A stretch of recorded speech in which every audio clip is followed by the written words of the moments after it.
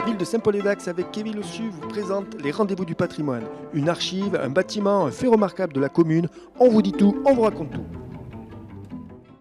Bonjour à toutes et à tous et bienvenue dans ce 7e numéro des rendez-vous du patrimoine Saint-Paulois avec aujourd'hui, comme nous vous l'avions promis la semaine dernière, un sujet consacré à une école des temps modernes, la maternelle Henri Lavielle. Alors je suis toujours avec Kevin Lossu. Bonjour Kevin. Bonjour. Nous allons parler aujourd'hui en fait d'une découverte et plus particulièrement en fait de l'école dans son ensemble et dans son style architectural puisque on en a parlé, c'était le podcast je crois numéro 4 consacré en fait à votre mission patrimoine et aux œuvres que vous avez découvertes et ça vous a donné cette idée de nous proposer en fait justement cette émission avec un point d'attention particulier sur cette maternelle Henri Lavielle. Alors pourquoi ce sujet ? Eh bien, comme vous l'avez expliqué, c'est l'inventaire des œuvres d'art qui m'a conduit à aller découvrir l'intérieur de cette école, dont j'ignorais l'existence en fait, et les magnifiques fresques réalisées par Isabelle Briola dans les années 50 pour l'Ornay. Et en entrant dans ces lieux, j'ai découvert tout simplement un site qui est tout à fait représentatif de l'architecture des années 50. Et à ce titre-là, on peut vraiment dire que ce bâtiment est d'un intérêt patrimonial remarquable. Et assez atypique du coup pour le style de Saint-Paul-les-Dax. Assez atypique parce qu'il apporte de nouvelles références qui étaient jusque-là inédites. On n'avait pas ça dans les anciennes écoles auparavant. Alors, dans quel contexte intervient la commande de l'école ? Vous pouvez nous resituer un petit peu l'histoire ? Jusque-là, on avait 3 écoles, principalement à Saint-Paul. Il faut savoir, bien sûr... 3 écoles communales. 3 écoles communales. Ouais. Donc, on est avant la Seconde Guerre mondiale. On va avoir les 2 écoles autour du bourg, donc l'école de garçons, qui est l'actuelle école de musique, et l'école des filles, qui se situait donc derrière l'église. Et la dernière, c'est au niveau de la Pince, puisqu'on a un quartier plus reculé, donc il y avait sa propre école qui s'est bâtie dans les années 30. Or, se posait le problème de la densité de la population. Il y avait vraiment une forte demande et une surpopulation qui a justifié que l'on crée 2 nouvelles écoles et donc un programme d'équipement qui va être initié juste après la Libération, notamment par le maire Camille Dussartou qui intervient à partir de 1944. Et alors, comment choisir l'architecte et finalement... du coup, qui a réalisé l'école, pourquoi sa participation est si intéressante pour notre histoire de Saint-Paul ? Eh bien, l'architecte, c'est René Guichemer. Et sa participation, elle est très intéressante puisqu'il s'agit d'une de ses toutes premières commandes réalisées sur le territoire landais. Et vous pouvez nous resituer peut-être René Guichemer pour nos auditeurs qui ne le connaissent pas forcément ? Bien sûr. Alors, René Guichemer, il est né à Dax en 1911. Il a fait son parcours à Paris, à l'École des Beaux-Arts, et il a été diplômé en 1939. À la différence des architectes que l'on connaît antérieurs, Pomade et Prunetti, qui sont les plus fameux, eh bien, René Guichemer, il a été formé à une école beaucoup plus moderne, notamment à celle du béton armé et à celle des références aussi tournées vers les États-Unis. Donc, étant natif des Landes, il va regarder à la possibilité de revenir s'installer ici et de prodiguer finalement cette architecture et de la promouvoir, cette architecture moderne. C'est vraiment un défi pour lui en fait, c'est une carte de visite en fait. Alors une carte de visite parce qu'il joue effectivement aussi ses premières commandes, donc aussi de manière à se faire respecter sur le territoire et puis en même temps de convaincre que l'architecture qui était pratiquée jusqu'alors, l'architecture plutôt régionaliste, initiée par Pomade et Prunetti, était passée de mode et qu'on pouvait avancer vers une architecture plus moderne qui permettrait, même à un bourg simple comme celui de Saint-Paul-et-Dax, de s'ériger comme une ville moderne. Et tout ça entre dans le cadre d'un grand plan que le maire Camille Dussartou va lui commander dès 1949, qui ne prévoit pas que la création d'une école, mais vraiment le réaménagement de tout le bourg dans un style moderne. Alors, les premières réflexions datent de 1949. J'imagine qu'il y a eu plusieurs projets. Est-ce que vous pouvez nous décrire à quoi ressemblait le premier projet de cette école ? Alors, ce premier projet qu'on découvre dans les archives porte la date du 6 mai 1950. Il y a déjà 1 an de réflexion qui est engagé avec le maire et l'architecte qui, à ce moment-là, il ne faut pas l'oublier, est toujours à Paris. Il n'est pas encore installé dans les Landes, dans le parc du Sarat. Donc, c'est des réflexions à distance où il étudie principalement le positionnement paysager de son école, parce que c'est vraiment ce qui le passionne, le jardin et l'inscription paysagère, et ensuite l'architecture. Ce premier projet, qui fait ressortir donc 5 classes, une grande salle de jeu et une salle de repos, orientée vers le sud, a la particularité d'avoir une architecture plutôt classique. Quand je dis classique, c'est vraiment qui s'inspire de l'architecture antique, avec un simple fronton, quelques colonnes, une architecture en béton relativement sobre, un petit peu austère peut-être, mais qui est encore campé dans un discours régional. Alors, le second projet, lui, daté de novembre 1950, c'est la version définitive en fait. Alors pourquoi ce projet a été retenu? Est-ce que vous pouvez nous le décrire? Tout est allé très vite. En quelques mois, le premier projet a été remplacé parce qu'il était un peu trop somptueux. Il prévoyait notamment la création d'une vaste rotonde assez jolie qui donnait presque à l'établissement une dimension thermale, comme on peut trouver dans l'architecture thermale. Et la mairie qui est prête à aller vers une architecture moderne est peut-être un petit peu bousculée par cette version-là. L'architecte va proposer autre chose en reprenant finalement le même plan, mais en habillant le bâtiment d'une toute autre manière. Et le choix qu'il va faire est assez audacieux. Il va en effet privilégier l'utilisation du moellon équarri. Donc, c'est-à-dire la pierre de taille qui va non pas constituer juste la décoration extérieure du bâtiment, mais qui va être la structure même qui va être exposée. Remettons dans le contexte encore de l'époque, montrer le moellon, qui est un matériau de construction que normalement on va enduire, c'est un matériau qui n'est pas élégant, esthétique. C'est pas noble en fait, au c'est sens pas du noble, terme. exactement.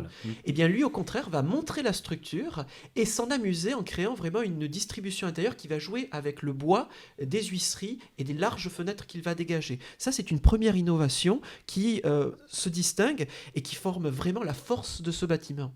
La deuxième chose qui intervient, c'est le fait aussi de structurer le hall d'entrée à la manière d'une maison. Vous le savez, quand on voit au fond de la parcelle, on a le logement de l'instituteur qui, justement, a la particularité d'être construit entièrement en moellon. Eh bien, il a essayé d'intégrer dans l'école cette dimension un petit peu domestique, cette dimension de maison dans le hall d'entrée. Et si on regarde sa silhouette, c'est ni plus ni moins qu'une maison chalossaise. Alors, il y a encore un petit peu de régionalisme, mais un régionalisme qui est quand même très épuré, très stylisé, et avec un jeu sur les hauteurs sous plafond. Et quand on entre dans le hall de cette école, on est surpris par la magnificence de ce hall, avec les lumières qui sont tout à fait dans leur style encore 50 à l'entrée, et qui ouvrent sur cette salle de jeu très lumineuse. D'ailleurs, toutes les pièces importantes sont ouvertes au sud, qui profitent largement de l'ensoleillement, quoi. Alors, l'école plan date de 1950, novembre, vous nous l'avez dit. Quand s'achève la construction, en fait, et son inauguration, est-ce que vous pouvez nous en dire un mot? Il faut 3 ans de travail, 3 ans de chantier, parce qu'on est sur quelque chose qui est assez hors norme. On est encore dans un contexte aussi d'après-guerre, donc les matériaux sont encore rationnés, et construire une école entière en moellon de ce type-là reste quand même quelque chose de très somptueux. Et donc, sur le chantier va se poser un certain nombre de questions pratiques, mais également le fait de renouer avec un sentiment un petit peu esthétique, et c'est pour ça qu'on va avoir notamment des fresques dont je vais parler plus en détail. Ce qui va nous intéresser, c'est que l'inauguration prévue en 1954 prévoit de faire venir un personnage illustre, Pierre Mendès France, qui est à ce moment-là président du Conseil des ministres et surtout ministre des Affaires étrangères. Donc c'est un personnage très important, associé à De Gaulle, qui va venir honorer de sa présence et rehausser de sa présence l'éclat de cette cérémonie, qui va se dérouler donc ici en présence donc du maire Camille Dussartoux, mais également en présence de ses adjoints, notamment Henri Lavielle, et d'une population très nombreuse, venu pour l'occasion parce que c'est une visite quand même assez hors norme. Il est à noter, et c'est quelque chose d'aussi remarquable, j'espère qu'on pourra donner un extrait, mais qu'on a un enregistrement qui a été réalisé du discours de Pierre Mendès France. Donc c'est un enregistrement qu'il faudrait numériser, et à l'occasion venue, il serait intéressant de pouvoir le diffuser. Sur quel type de support a-t-il été enregistré? Il me semble que c'est sur un disque, autant que je sache. Oui, voilà, on l'a aux archives, donc oui, c'est sur un disque. Ouais. Voilà, donc une cérémonie très importante et qui marque aussi, c'est aussi un événement politique très fort, parce que Saint-Paul, à ce moment-là, montre qu'elle est orientée vers un programme d'équipement moderne. Cette école, qu'on appelle encore l'école maternelle de Metsch, n'est que le point de départ d'une série d'équipements avec plusieurs écoles qui vont être créées jusque dans les années 70. Et la volonté de Camille Dussartoux, c'est clairement, avec la filiation de son successeur, Henri Lavielle, de montrer que Saint-Paul est en train de devenir une grande ville. Et d'ailleurs, c'est une des toutes premières réalisations de René Guichemer, comme je vous l'ai dit, bien avant qu'il construise à Dax. Donc c'est aussi un message que l'on donne d'un point de vue architectural qu'on est en train de passer dans une nouvelle ère esthétique. Et alors pour l'anecdote et la petite histoire, on renvoie nos auditeurs à aller consulter Michel Labéry pour les anecdotes relatives à l'inauguration par le maire et par Monsieur Mendès France. Voilà. Apparemment, c'était à la fois très solennel, mais également très convivial. Vous avez évoqué les fresques, Kevin. Est-ce que vous pouvez nous parler justement des éléments de décor insolites de cette école ? Oui, il y a une notion qui n'a pas été laissée de côté. Bien que le programme soit assez somptueux, à l'époque, il était inconcevable encore de ne pas le décorer. La pierre joue cet élément ornemental, mais ça pourrait être un petit peu austère. Or, à l'époque, ce qu'on a cherché, c'est aussi d'apporter de la couleur. Et on a fait appel à une artiste peintre, une femme, Isabelle Briola pour la nommer, qui était professeure au collège de jeunes filles de Dax, professeure d'art et de dessin. Et c'est elle qui va être chargée de réaliser une quarantaine de panneaux peints sur ciment qui reflètent finalement tous les thèmes de la nature avec des couleurs très vives. C'est beaucoup 40, effectivement. C'est une commande assez importante, réalisée à l'acrylique, directement sur ces panneaux. Et dans chaque salle de classe, nous avons 8 panneaux qui se font face, 4 par 4, et qui racontent des thèmes précis de la nature. On va avoir celui des insectes, celui des oiseaux, celui de la basse-cour. On va avoir aussi, pour le dortoir, la salle de repos, un ciel étoilé. La particularité de ces décors peints, c'est qu'ils s'inspirent directement des recherches initiées par Matisse à la manière des collages avec des couleurs primaires qui ainsi découpent des silhouettes. Alors pour les enfants, c'est ludique, c'est joli, c'est des formes très simples, mais si on le regarde avec un peu de recul, dans le contexte de l'époque en 1950, ces peintures sont tout à fait avant-gardistes. Certaines de ces réalisations aujourd'hui sont exposées à Beaubourg, à Georges Pompidou, sous les traits évidemment des œuvres de Picasso ou de Matisse. Donc ce qu'on a ici à Saint-Paul est assez inédit et je ne connais pas d'autres écoles dans les Landes qui ont bénéficié de ce programme décoratif. Et d'ailleurs, c'est la première et la dernière fois que qu'on va avoir ce type de décor sur la commune, puisque l'école Barouillet par la suite et l'école Larieux seront construites dans un style beaucoup plus austère, beaucoup moins riant et beaucoup moins coloré, et ce programme décoratif va disparaître. Donc c'est vraiment un objet génial, cette école, dans sa structure autant que dans sa décoration. Merci Kevin de nous avoir fait découvrir l'histoire de cette maternelle Henri Lavielle. On vous remercie de nous avoir écoutés. On vous dit à très bientôt pour un prochain podcast. Et bien sûr, n'hésitez pas à partager, à liker et à commenter ces émissions.